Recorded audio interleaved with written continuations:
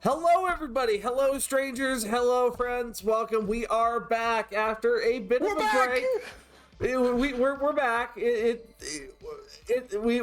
took a bit of a break because, well, life happened, but it was important that life had to get addressed before we could get back to it. So, yeah. First things first. Actually, Emmerron, you wanted to spill like the news on your half of the episode, or do we want to just get all the housekeeping out of the way up front, or what are we feeling here? I'll probably talk about it more in depth on my end of the episode. So to I guess give you the brief, the teaser. I lost vision, most of the vision in one of my eyes, spontaneously out of nowhere, with nothing else kind of going on other than a head cold. So for those of you who were wondering, God, did Wireheads die and I just wasn't notified? No, we did not. We didn't stop, really. This was very much a hiatus. Those of you who've been following along a little more closely might know I posted a video up on my channel on YouTube about a week and a half ago, I think. And just kind of giving like a brief update on things because I knew it had been as long as it was. But yeah, the brief is I lost part of my eyesight spontaneously. It's back now. I don't know, man. But I'll talk about it more on my half of the episode. The bottom line is it is better. Therefore, we are back because I can read again, because there was a period there where reading was very hard. And now it is not. So thank God I'm back. We're good. The chaos can continue. And boy, oh boy, do we have chaos to talk about. Yeah. And speaking about chaos to talk about, tomorrow I go from Miss Dust to Mrs. Dust. So yeah, that's kind of where life's been taking me. She's getting married. Let's fucking go. Valkyrie and I are getting married. But anyway, I might be offline for a couple days after this, but we'll have the episode up. But in case you might be wondering why the editing might sound weird if you guys come across it, I might be very hungover. Yeah. Anyway. With that in mind, welcome to Wireheads, the Cyberpunk RED podcast, where we talk about a game where Mike Pondsmith definitely does not predict the future. Definitely not. No, the man is wise, but definitely not predicting the future. Absolutely not. Oh no! Definitely, the sky didn't go red on the West Coast at all. No, several times I might add over the last decade or so.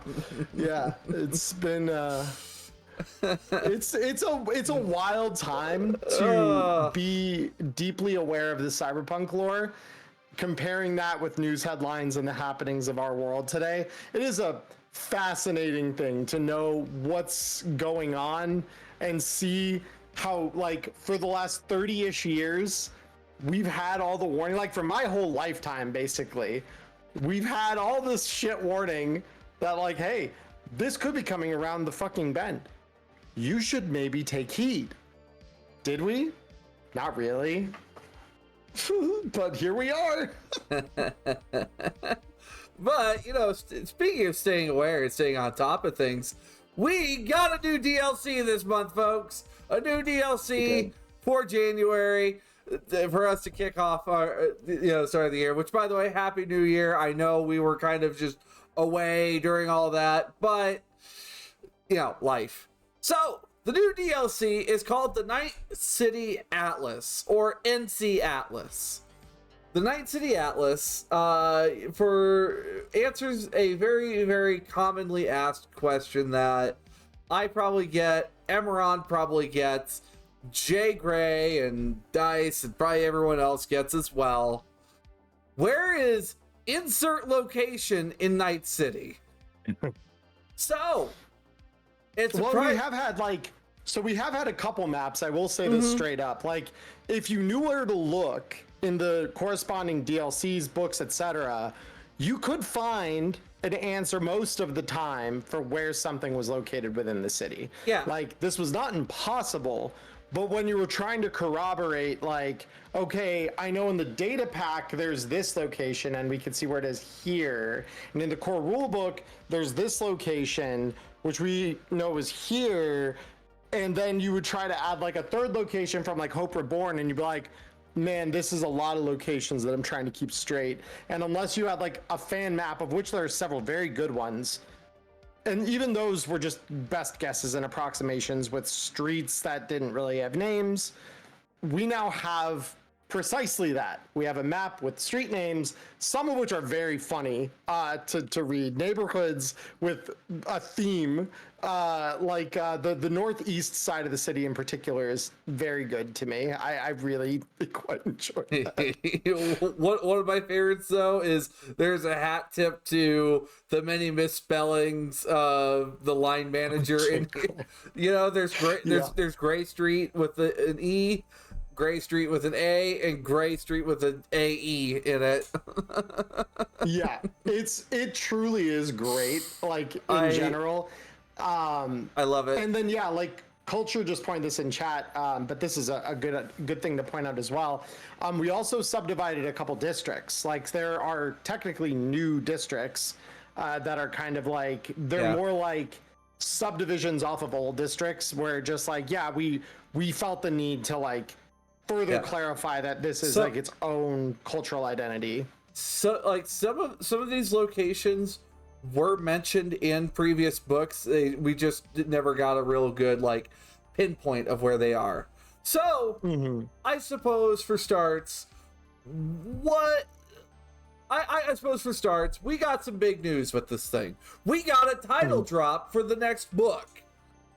So we have been calling this thing, because this is how it's been talked about by Artal at conventions and the like, since I think Gen Con. But we've been told it was Night City 2045 was the working title that they were giving us before. But now we have been given what I believe is going to be the official title, barring some fairly last minute change like we got with Hope Reborn. But I'll let Diamond take it from there. What is the title of this new book? The upcoming book for the first release for Cyberpunk RED for 2045, or for Cyberpunk RED for 2025. Man, I don't know. The year's been kind of off to a bit of a bang. Might as well get going on it. We have Edgerunners Guide to Night City. Night City Atlas apparently is only just a mere drop of what's to come. And there's a lot more locations that aren't even in this atlas yet. This is just like known locations that we have. So this will include stuff from the data pack, DLCs, I think also Tales of the Red Street Stories. It's everything up to Tales of the Red, Hope Reborn. Yep. Yeah. So we have all locations from the core rulebook and any DLCs, the core rulebook, supplemental books, any DLCs up through Hope Reborn.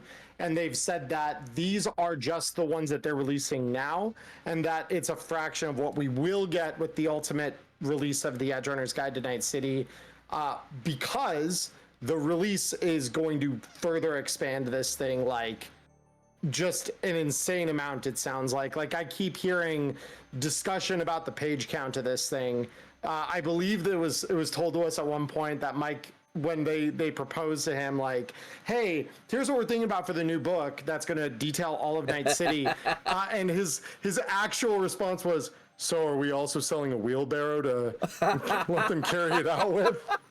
Because of how much the page count is, which is like crazy to think about. Like, this is going to be a really fucking big book by all accounts. From what I heard, it's going to... The core rule book currently stands as the biggest book in the line. It sounds like... Hold on, where's my... No, wait. If I had my actual camera on... Anyway, it sounds like... Allegedly, using courtroom talk here so that way I don't have wrath of legal coming down on me. Allegedly, the Edgerunners Guide to Night City is going to be bigger than the core rulebook. Yes, that I've heard the same, which is unbelievable because I believe the core rulebook is just over 400 pages in total. Yep, I have the most recent print of it, right? I have fourth printing right here in my hands. Which, yeah, I think that is the most recent print.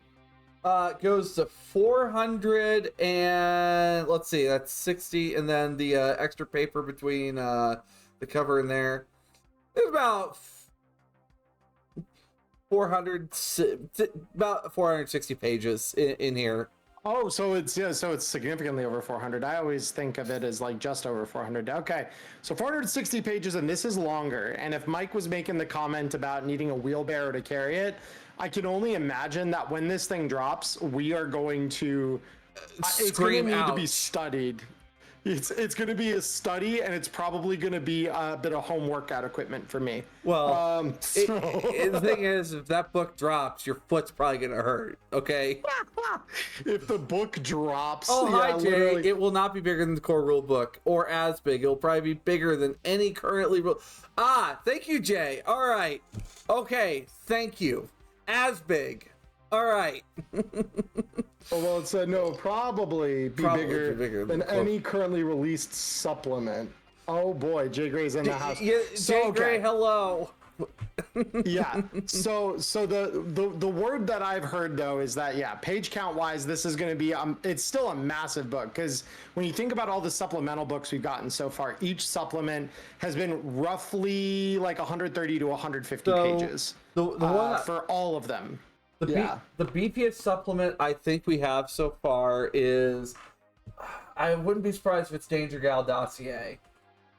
Just because of how between that or maybe Hope Reborn. I know Hope Reborn is in that same page range that I kind of just said, which is like 130 to 150. Danger Gal is, the PDF is 178. Yep, 178. Yeah, so Danger Gal probably does take the cake as longest, I think, because I think Hope Reborn is shorter than that. Yeah, because I'm trying to think like what else would be sizable enough to it, but anyway, that is that's the title, Edgerunners Guide to Night City, which once that book drops, we might need to take like some different episodes to talk about different districts because of exactly how fucking beefy this thing is going to be. Yeah, well, it may just come down to like Diamond and I might talk about it in generality here on the podcast, and we may just do what a Wirehead series. We were told not even necessarily a Wirehead series, but we might cover. Like, we might do individual, like, the way I could see us doing it that makes it the easiest is in the same way that they kind of, to our understanding, have been writing it, which is they've assigned a writer or two per district, it sounds like, to do. And so each of us could take a pick of half of the districts and just, like, release a video on each district as we get through the city, basically. Well, fun fact, that takes me to our next part. The residents of Night City, which is mentioned here, they talk about how the residents of Night City mentally divide the place. There's the island, north side, mainland, and south side. So we've got like 4 larger regions here, and it also talks about how the city is governed by city managers and security providers for each of the different districts as well. But with that in mind, let's dig into let's go ahead and dig in, why don't we? So there is, let's see, how many districts are we looking at here? Let me pull up the map, which, by the way, Night City Atlas does have like a bunch of books that come, or not books, maps. There is like full-scale maps that come in the PDF file for it. So there are 12 on the island itself. There are 12 districts. So 13, 14, 15, 16. North side, there are 3 more. So 15 in total thus far. Then there's another 7 on the mainland, and another 2 on south side. So in total, that's 12, 15, 22, 24. There are 24 districts within Night City now, according to the Atlas. Also, I'm kind of surprised. Also, Morro Rock is a district. We don't have any locations here, but there are locations at Morro Rock, including a Cube Hotel.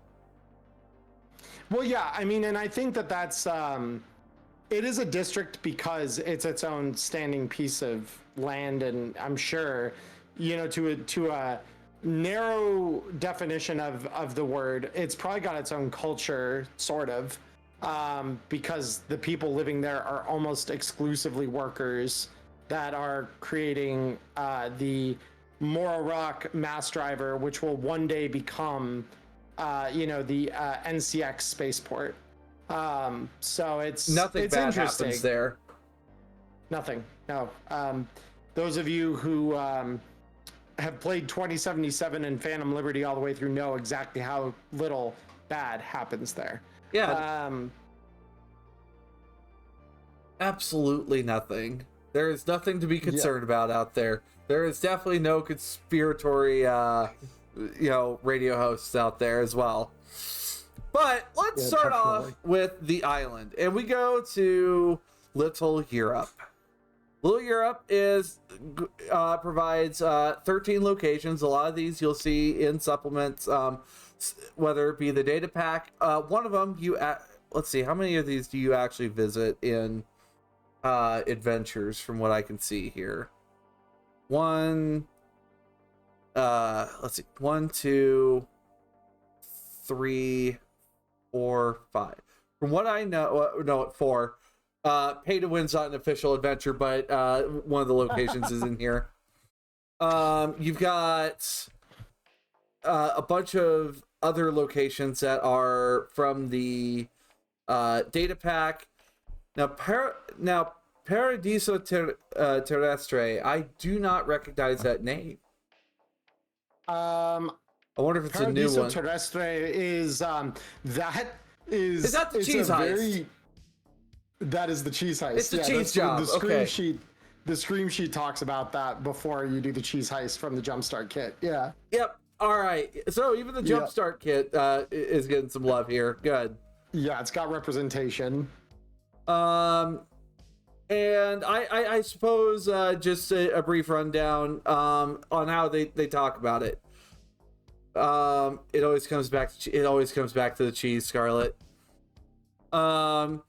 Little Europe's district is a district divided between classes and times. We've got brick buildings next to futuristic skyscrapers, and the way they talk about it is they give the city manager, which her name is Amanda Polishchuk. Polishchuk. What a last name. Polishchuk, I think. Yeah. Polishchuk. Yeah. And apparently she is elected by property owners. Wow, you gotta own property to vote. Wow. The future seems to go back in time a little bit. Damn. Security provider, NCPD. Now, something I find interesting, though. 6th Street is present in Little Europe, but I think they are only present, I think it's like mentioned they're at Holy Angels Church. But yeah, I mean, but 6th Street is more of a protection gang in the time of the Red anyway. They're not quite the level of like unhinged that we see in 2077 for a little while longer yet. This is kind of where like the seed of corruption for the gang kind of starts to like take root though, where it's like, initially they're just a bunch of vets who want to protect people, and then they start getting, paid to do things that are less savory, and by the time of 2077 they're just like, yeah, we fought for America, and that's pretty much their whole byline. Like, they don't have a whole lot of substance beyond that in the time of the 70s. But they do talk about some of the gangs that are present in the areas. We got 6th Street, the Euro Trashers, which we haven't encountered yet. We'll talk about them. Maelstrom surprises me.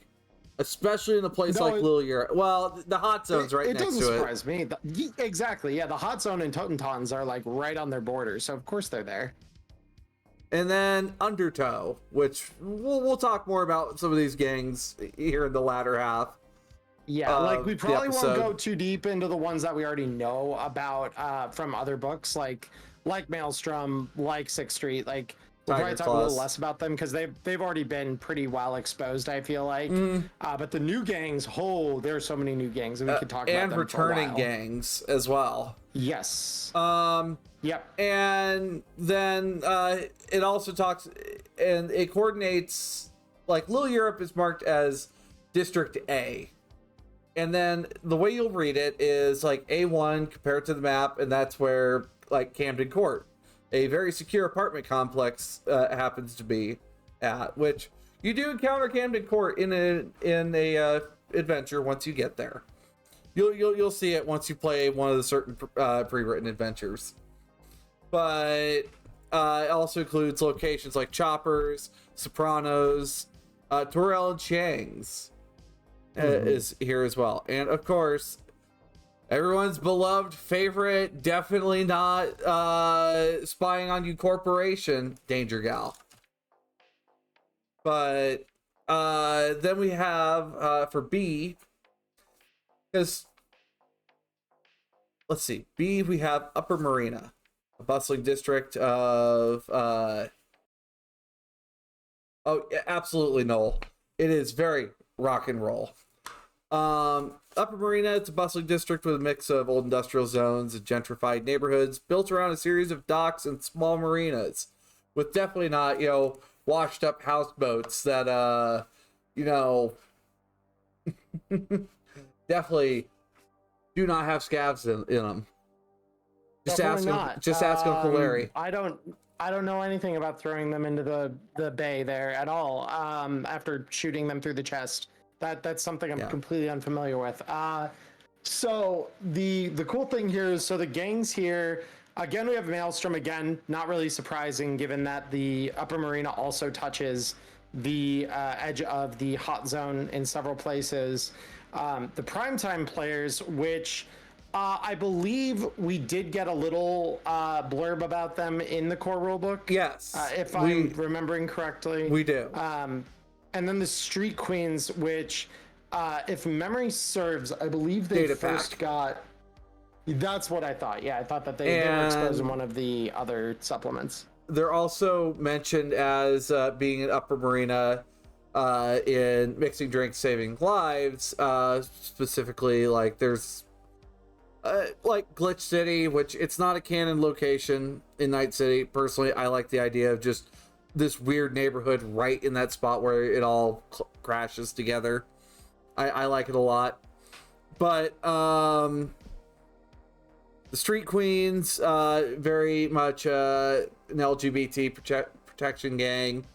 The Primetime players, how do you describe the Primetime players by chance, Emmerron? They're a poser gang, and they are a poser gang that basically says, like, hey, do you remember all those TV land, what would now be TV lands, popular shows of yesteryear that people somehow still cling to the identities of people from? Great, this poser gang's full of them. So you have a poser gang full of people that are a combination of probably like Brady Bunch, NCIS, every rom-com series under the sun. The Equalizer. Teen Wolf fans. Probably they have a Teen Wolf sub-gang within there. Like, yeah, they're just a wild poser gang. Just oh gosh, the Rifleman. Oh, that would be... Oh gosh, like a rank 6 solo from the Primetime players just happens to use a lever action rifle. Or it's Walker Texas Ranger. Yeah. Yes, absolutely. Which of course, for those of you guys who might be familiar with Upper Marina, we've got such iconic locations like the Afterlife. Also, another location called Buffalo's. It's a global fusion cuisine restaurant that's the latest in a long line of failing places. I'm curious to know more about that. City Med is here. I think Buffalo's was talked about in the data pack originally, and the funny thing about that is like they say the lot it's built on is just cursed because it's like I think something number 4 always or happens. 5 in the line. Yeah, I think like 5. it's insane. Yeah. We've got other places like Graffiti X and Art Gallery. Cool shit like that. It makes sense for Upper Marina. Of course, the iconic Little Luna Bleu. You spewed that in disgusting French beautifully. Thank you. Yes, absolutely. We have Bubbles. It's a high-end spa that some employees could be hired as escorts. Okay. We have the definitely not Motel 6, the Travel State City Center, a key motel with paper-thin walls and no security. I mean, that makes for an interesting, because that's definitely a new one, and like that almost raises a that's an interesting like almost like the no-tell motel sort of thing that we see in 77. That kind of would serve as a sort of safe house maybe. If you need to like lie low for a moment or duck away, That, or it's a or like a 100 Eddie a month cube hotel. Ooh. Anyway, that'd be rough. 3d6 humanity loss or some shit like that. Living in that place like that. Every week you stay there, roll a d10 on a 1. Cyber Psycho comes bursting through the paper thin walls into your room. Gosh. Downtown, led by the king himself, Mr. K, and a consortium of fixers and execs known as the Chamber of Commerce.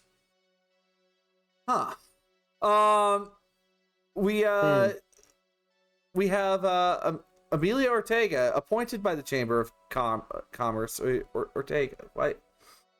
Amelia Ortega, why does that name sound familiar? Actually, what is Upper Marina protected by? NCPD. Downtown, we made a new faction, Whitewater Security. Makes sense. And we have the Eastern Tigers Triad, which that means the Triads are present in Night City. The Skiv family, which the Skiv family sounds like a mafia. It sounds very mafioso. And then Undertow again, which Undertow. We'll talk about them. Yeah. So here, I mean, we've got a couple of new locations. Obviously, downtown as its own independent district is new as of the Atlas, kind of as a concept. That said, it really shouldn't, I think, shock anybody that a place like this does exist. It has to be somewhere, and it was either going to be here on like the western edge of the island, or it was going to be like down near the Glen. But the Glen is all kind of new and upcoming, so like this does make sense. This is like right near the other historical kind of districts of the city, and like of course that kind of like all lines up. So we've got Acadia Way, which is a single street that contains restored bungalows gated away from the rest of the world. So again, like even here you have a place where like the corporate types with the money for it can afford to like shut themselves away, wall themselves off, probably with beachfront property based on the sound of that. Then you've got the Cortex Complex, which is an ugly office building that vaguely resembles a human brain, home to Jack Skorkowski's real estate and Discom, an industrial design firm. And we get to see both of these in 2 separate adventures, actually. Discom's the big break, I think, right? Yes, Discom is the big break, and then the Jack Skorkowski one is obviously from Hope Real Reborn, Estate if you Rumble. haven't done it yet. Yeah, if you haven't done it yet, you'll see it when it comes up. And then beyond that, we just have like Delirium, the fire station number 2 in Delirium. Delirium's from an adventure. The Continental Brands offices are here as well. So all in all, very, very like interesting, but albeit at the moment of the Atlas here, like we don't have too many locations. that are, stationed in this part of the city as of yet. I definitely imagine that's going to change when we get the full Edgerunner's Guide to Night City. I'm hoping later this year. We don't know when it's coming out officially yet, but we're hoping that's probably going to be later this year, given that we're already seeing stuff from it. This is kind of like, based on the way we saw Hope Reborn release, it started the first DLC we got that was like a spin out of Hope Reborn was that All March? About Agents. Yeah, that was the March DLC. Well, no, it was Chasing the Rabbit was the first one I think we got. Chasing the Rabbit was first, I think. Actually, wait a minute. We have technology. I literally keep a bank of all this stuff. Good. So while Diamond looks that up, how about you talk about the next zone? Yeah. As well. So the next one is the Hot Zone, which for those of you who've been following the game for some time, probably needs very little introduction. But it is the former center of the city, full of corporate buildings. So the corporate zone that was here 20-ish years ago had the headquarters of Arasaka, Militech. I'm pretty sure Zetatech had offices here. The old NC Medical Center was here. The NC Bank block was here. All of that has now been reduced to Radioactive Rebel, thanks to Johnny's pocket nuke that he dropped in the middle of the city in 2023. There is no manager of this for the city, of course. Duh, makes sense. It's a bombed out husk of a place. Security provider is NCPD, in theory. They don't come in here. Are you kidding me? No cop, unless you're like griefing the fucking greenhorn, is going to come in here. Like, if you're hazing the greenhorn, they might be sent in here once. For those of you who don't know, my dad was a cop in Chicago for like 25 years, and he used to tell us some stories about when people would be sent into some of like the not so great neighborhoods and housing blocks in the city there. And I can only imagine that the NCPD probably does something similar with their greenhorns every now and then. And then those greenhorns probably make excuses to never come back here ever again. The gangs present in this district, though, are the Lightning Cats. Maelstrom, of course, Totentons is here, so no duh. The Reckoners, who we see in the core rulebook, they're one of the doomsday cults in the city, as well as various scaver groups, because again, the scavs aren't really a unified gang in the same way that some of the others are. They are very much like an pretty scattered group of, different little cells that all kind of share the same characteristic of being essentially human-shaped cockroaches that kind of take whatever they can from the city and its ruins. So here, we don't have too many places that are kind of new or novel. I think the one that I think this was in Hope Reborn, is the Ashcroft Hotel. Yep. What? Yes or no? That was. Yeah, that one. You get to the Ashcroft Hotel when you spoiler, and then you get to spoiler, but then you have to beat spoiler to get there. Yes. Yeah. Okay. No, that perfectly sensible. Thank you. I got an answer for you. So we got Chasing the Rabbit, February 2024. We got All About Agents, March 2024. And then we got Hot Pursuit in May 2024. That's what I thought. Okay, yeah. Because I knew. So in almost a similar cadence, we may very well be getting this, but like somewhere near Gen Con, if timelines line up. I make no promises. I don't know anything more than any of you, dear viewers, but that is definitely not off the table here, because I know that this has been something that they've been hard at work on, especially given just the detail of this atlas. Like, it's clear that they've been working hard at this. So I'll be very, very interested to see when the full comes out. Because in here, the Hot Zones locations, if you've played through, the 2 adventure books that we have now for Tales of the Red, and you kept up on your DLC. Nothing in here is new. We have Toggle's Temple located in here officially. We have Totentons, which I've talked about a few times now. The old N54 tower, which we see in an adventure within Street Stories, and then the Ashcroft Hotel, which we see in Hope Reborn at one point, which neither of those I'm going to spoil for where they appear in those books, but they're both in there. So next up we have Little China. So Diamond, would you like to share us a little bit of information about Little China? Absolutely. So Little China, probably a place where a lot of you guys have started your adventures. Yes. Where I started mine. It's a struggling community attempting to crawl its way out of the combat zones and into the rebuilding urban center. It is ran by the rather wealthy David Ling Po, appointed by the Little China Redevelopment Association, and definitely not by his own rather Eurodollar filled pockets.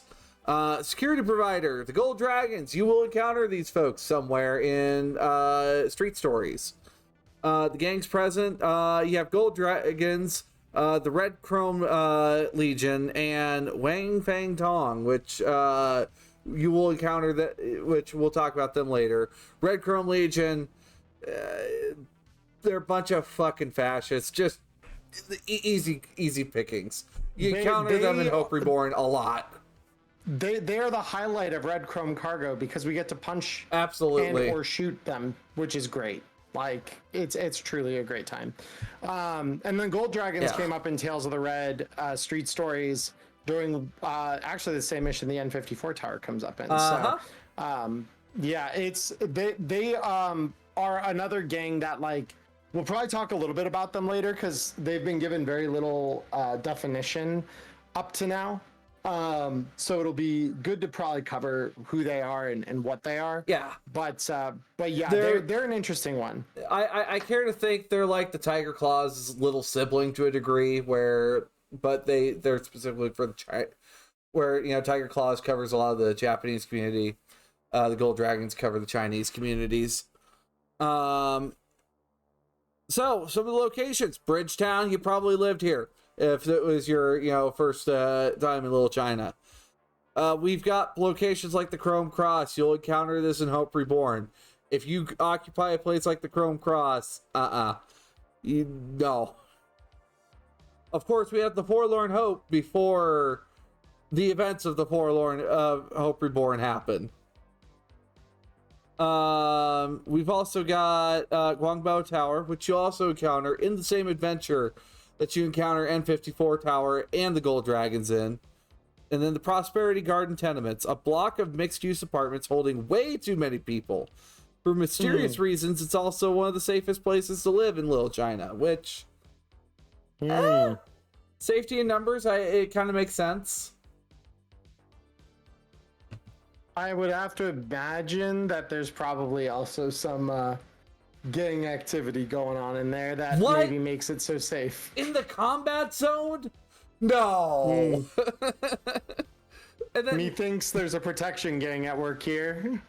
And then the next section that we have, Emmerron, do you want to talk about this one? So no, we're not to the Glen yet. We're at the University District. So the Uni District is one that I've featured quite a lot in a lot of my campaigns because I have always really liked the idea of a college district. I've been in college towns for like pretty much all of my adult life. So like, to me, this is kind of like, yes, I know what this vibe is like. Exactly. So we've got the description the book gives this, or the atlas gives this, is a Sloan district housing the city's only traditional institution of higher learning. It is managed by Dr. Edward Michaels, self-appointed, which methinks that probably would be someone within the NCU hierarchy, probably like the dean or president of the school, I would have to imagine. Wouldn't be surprised if he's the dean. Yeah, like we've got the security providers, unshockingly, NCU Campus Security. Duh.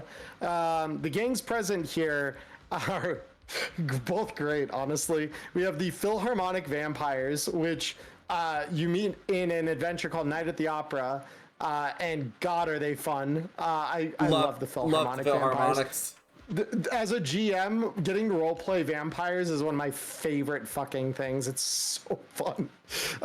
And then the Princesses of Justice, which, if memory serves, we get a little glance at within the data pack. Yep. I do believe. Safe house. So, and they're great. Both of these games are terrific. I am a fan of both, and we'll probably talk about at least the princesses a little bit when we cover the gangs at the end of the DLC here.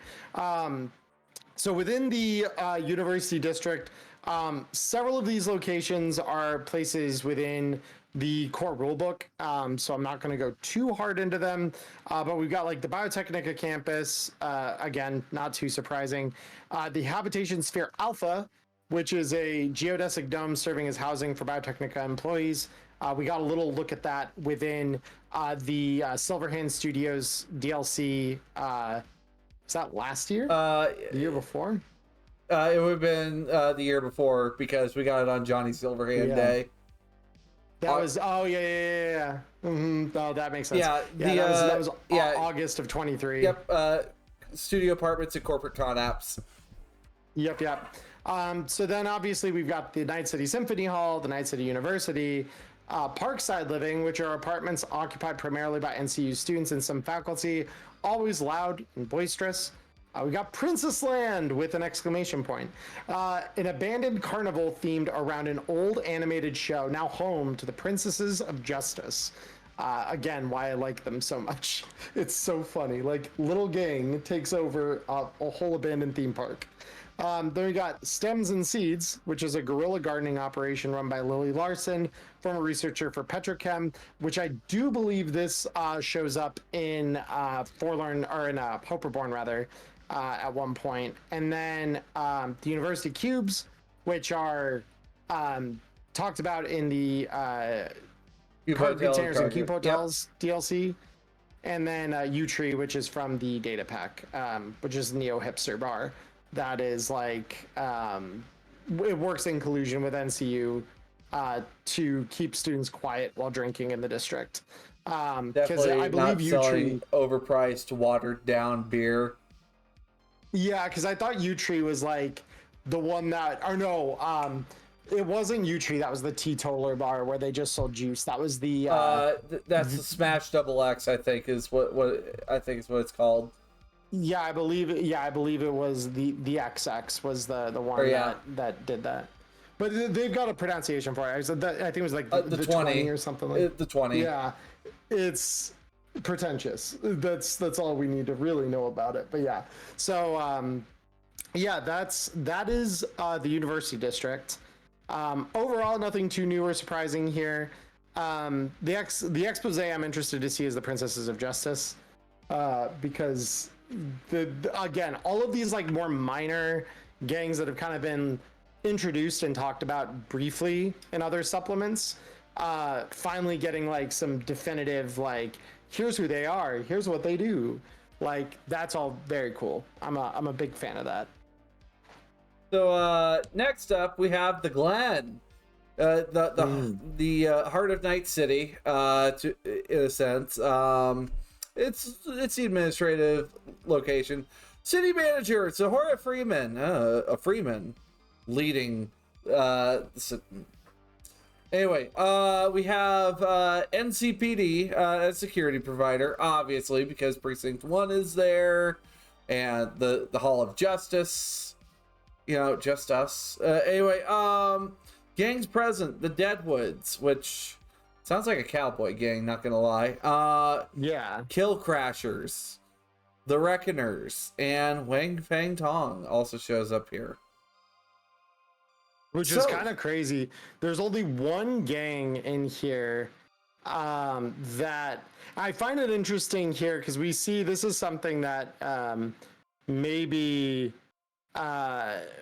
this might serve as like a correction that needs to be made, but here we see the Reckoners, and I believe in a different part of the, which district was it where Reckoners also showed up? Hot Zone. Was it the Hot Zone? Just Reckoners. It was listed, yeah, just as Reckoners. So that might need to be corrected, but we have a channel for that on the RTG server now, so I'll probably submit that when we're done tonight. But yeah. So they've got a little bit of a lengthy list, and just to kind of go through here, you got the First Night City Bank. You have Air, an oxygen bar for those that can afford the fresh stuff. Bears, famous for microbrew. City Hall, go figure. The police precinct, all right. Club Atlantis. If you played 2077, you've seen Club Atlantis. If you played 2020, you've seen Club Atlantis. It's a glamorous multi-level club with very much a flashy avant-garde style. We've also got lots of mirrors as well, I believe. Yes. Glen Life Perfected, an apartment building. Looks great on the outside. That's all I could say about it. The inside's probably hot garbage.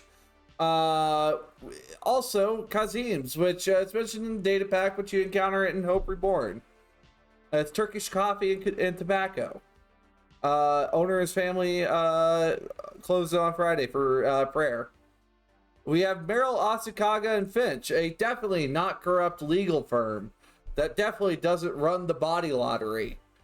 They run the body lotto. Oh, goodness. Yep. We've got Raven Microcybernetics, headquarters for a major cybernetics company. The skyscraper houses some the company's close business partners as well. We also have Seafoam, a cube hotel close to Atlantis, full of partiers that just keep partying there. Jeepers. Non-stop party in a cube hotel. I would not want to live in a building like that. I mean, yeah, that would get old pretty quick. So, and I think, did you mention the Night City Plaza? Because this is something that was kind of interesting to me. Yep, Night City Plaza. Because this is the biggest plaza within Night City that's a green space.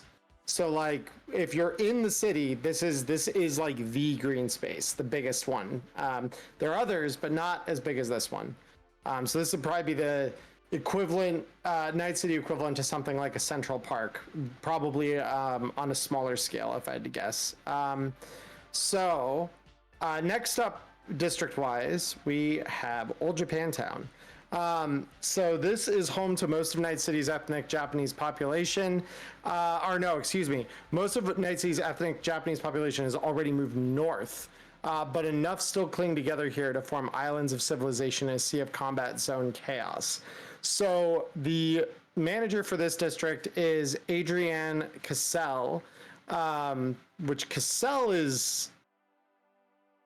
That is interesting, because I believe Cassell was the there is a character in Phantom Liberty, I believe, with that last name, if I'm remembering right. Let me check. There are two, as I recall.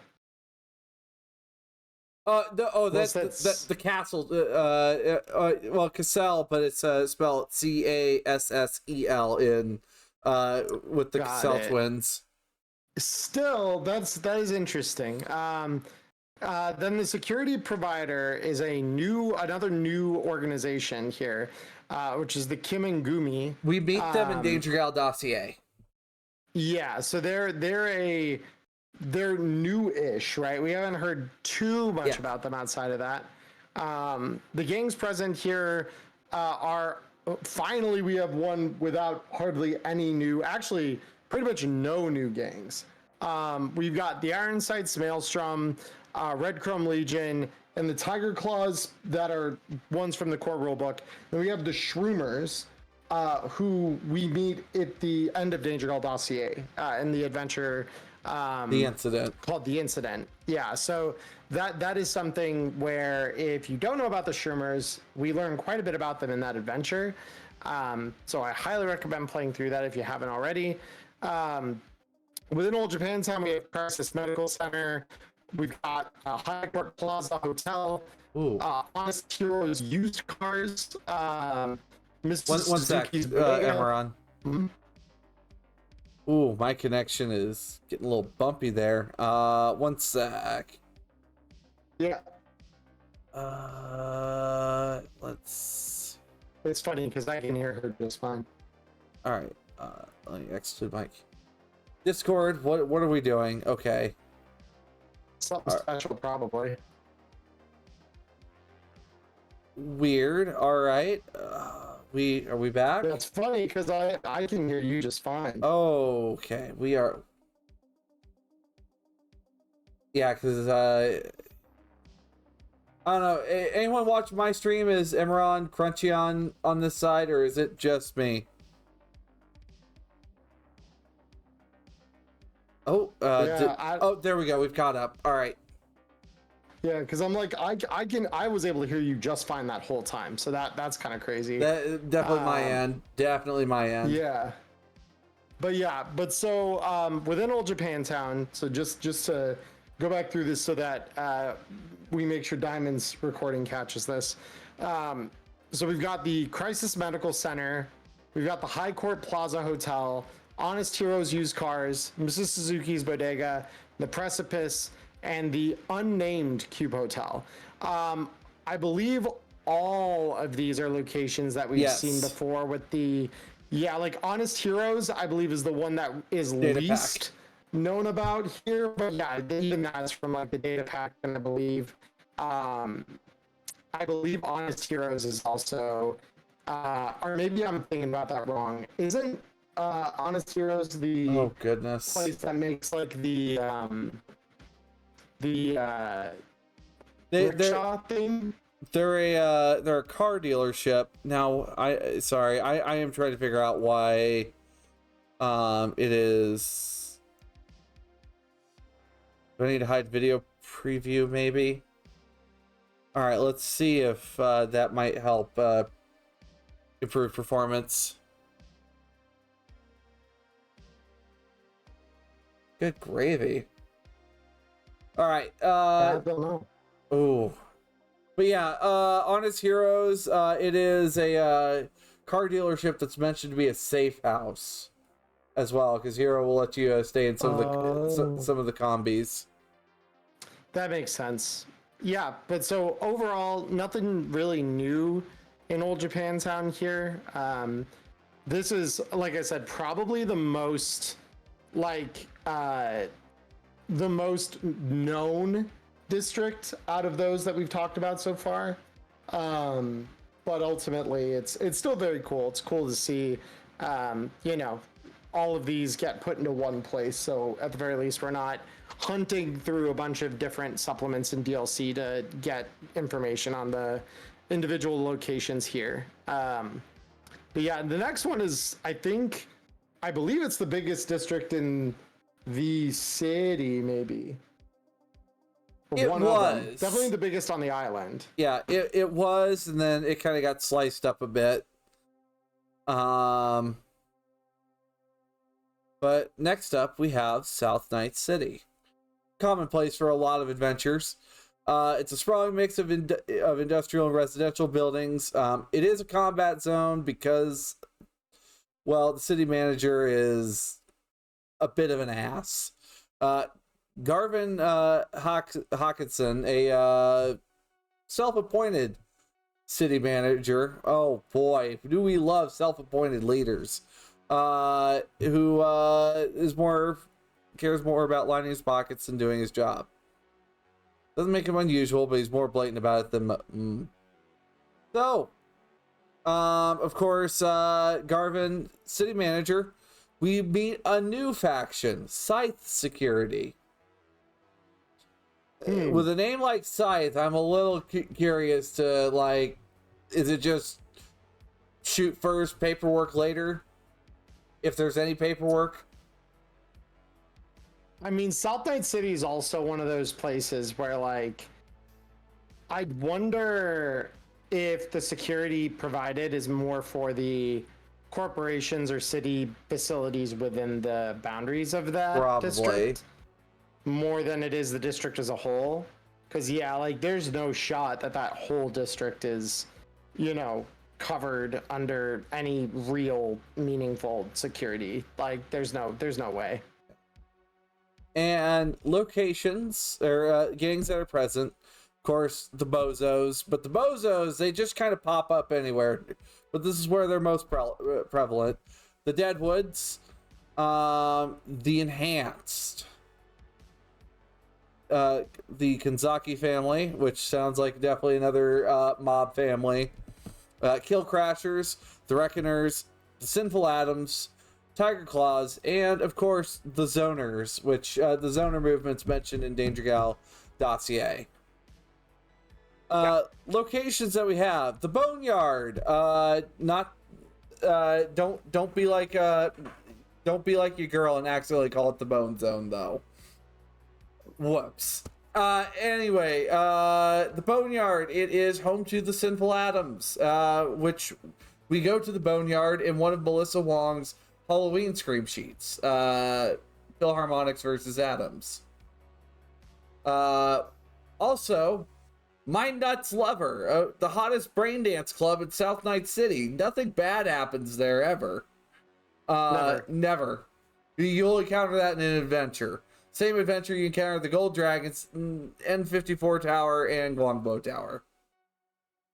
Savage Docks, a multi-ripper dock operation of good reputation, protected by the Yakuza and the Tiger Claws, despite their differences. Interesting. Of course, Silverhand Studios, where it's run by the cousin of the legendary rocker boy Kerry Eurodyne. Is that Kenny Eurodollar? Oh, John God. Eurodyne. But it's rented out to artists and musicians. Of course, we have the Slammer. It's a ganger bar, home of no hold bars contests. Not gonna lie, I have not seen. I don't think we have any adventures that take us to the Slammer. I think the only fight club we go to is Redline, I think, and then that's well, there's been a couple of adventures like it's Pay to Win takes you to Redline possibly, and which is one of your written ones. Right. And then Redline is also I think Hope Reborn as well, I think. But nothing takes us to the Slammer, I've noticed. We've got the South Cargo Village, which is on the border of the Glen, but you don't get the same protections as the people of the Glen. You're basically living on one block. The Union Chapel building, which, you know, it's a great architectural land. It's once an architectural landmark. It's supposedly a Reckoner hideout. Nothing bad ever happens there. Definitely not. And then also, of course, University Cargo Bay. It's cargo container housing for university students that can't afford to live on campus. What a mood. Oh wow, we're almost off the island. We've just got Port of Night City. Yeah, like, so this is what I mean. Like, A through the L. The island is insane as to how many districts it encompasses. All right, but next up, we get to talk about. Well, you want to talk about Port of Night City? Yeah, so the Port of Night City is a central location for cargo that enters and leaves the city, and it is run by nomads from the Thelis Nation, which, quick aside, if there's one thing that I'm really excited for that probably will come as a result of the Edgerunners Guide to Night City, is discussion on the modern nomad tribes. Because the Neo Tribes book of 2020 is still the only thing we have to really go off of for nomad lore that doesn't involve the Alta Caldos. So that's where I am very, very, very excited. So the Port of Night City, if I recall, I am just scrolling to it because Port of Night City was J. So I'm just looking for where it is on the atlas real quick. On the map, it's like that. It's like the western edge of like what was South Night City. Yeah. Okay. Yeah. No, that makes sense. So it is. It's right by like the Night City harbor and port. That we've seen this on a map before because the South Night City docks, I believe, were a location they mentioned specifically in Tales of the Red. The core. Well, in Tales of the Red, but also the core rulebook. Yes. Where like it's very much brought up. But so the port locations. Most all of these, I do believe, have all been talked about prior in DLCs and other supplements. So I'll kind of just zip through these quickly. We've got Dock 13, the Dock 14 studio apartments, the Dock cargo community, Flotsam Medical Technologies, which is a body bank responsible for growing replacement limbs. It's known for buying and selling dodgy cyberware as well. We got Rusty's Dive Shack, which is a great location. I love that place. It's starting a location for an awesome adventure as well. The scene is so much fun where it appears. And then we've got South Night City's Reclaimed Studio, which is an apartment building near the water. Leaving the building risks encountering gangers visiting medical technologies. So, yeah, very, very interesting part of this city. And I'm glad this is kind of its own district now because it always felt a little odd to me how like South Night City is regarded as like, this used to be a combat zone. It still is, just not as bad as it used to be. And then suddenly here's this like very key part of Night City infrastructure that exists here. But that's like, we don't really talk about why that is, it just is. So now that we have it as its own district, kind of separately, we can have a deeper discussion look into like how that works, you know? Which we also we also encounter a couple of factions here that are new. We have the Thelos Marines, which, not gonna lie, like already hearing Marines, it's like, oh boy. Get the crayons. Anyway, and then also we have the Consortium, which I think this is the only time that gang is mentioned in here, I think. But with that, we have the Reclamation Zone, which it's very tiny. Like, where is the Reclamation? Is it? Oh, it is like tucked in there right next to the Port of Night City. Right. I mean, it kind of makes sense given that there's that kind of gap right there between the Glen and the port that makes for like an interesting little thing where you've got the old and the new. And the pin is missing for this location. It has one known location, Herschel's Crematorium, a funeral home ran by an undertaker who truly believes everyone deserves a dignified send-off to the next life. Security provider, Los Perros Guardianes. And then also, we have the Tombstone Preservers as a gang. The city manager is Santos Dorado. Oh my goodness. So it's small. I don't think it's missing. I don't think that because it's K1, right? Is the one that you said is missing a pen? Yeah, maybe I'm looking at the wrong map. Because looking at the atlas here, it's just south of Skyline South and just north of like Hanford Street. It's like between Hanford and McBride, down there. Oh, all right. Okay, it's behind the Reclamation Zone sign on the map I'm looking at then. All right. You're looking at the one with the yeah. I got you. With the district names. So. Yeah. And then finally, in the late 2010s and early 2020s, there was a spot that is known as the Combat Zone. Night City began expanding the island, filling the land to the southeast. And there has always been the Combat Zone. Oh my god, L7.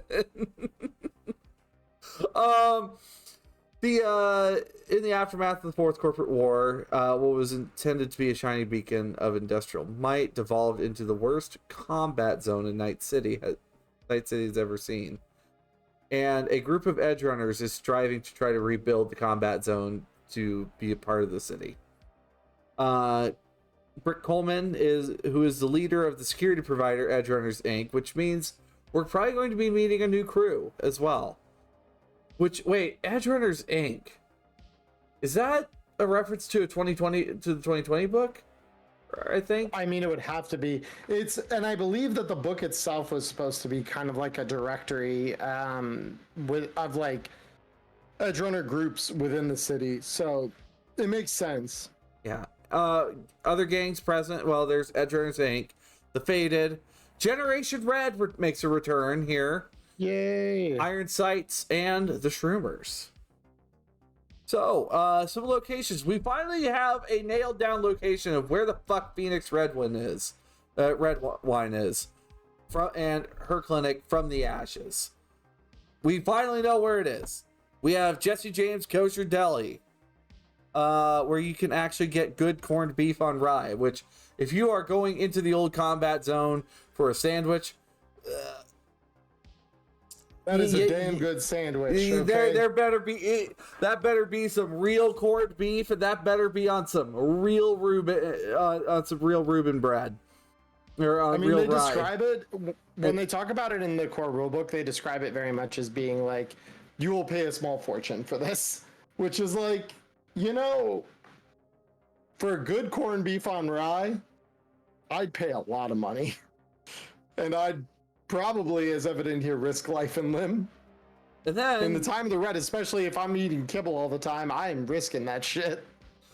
We have the Night City Ionic Semiconductor Building, which definitely was a present point in Emmerron's last campaign, Neon Inferno Afterglow. A factory turned cargo community. Many Iron Sights stash family members here for safety.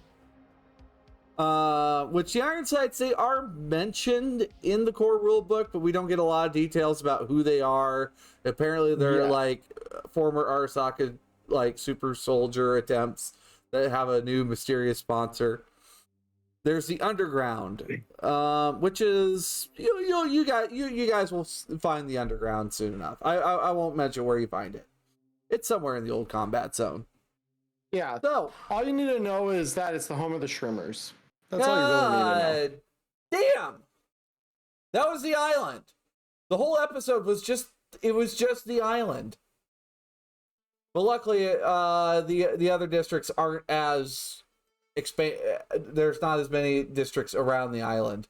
So yeah, all of you who are watching on sorry.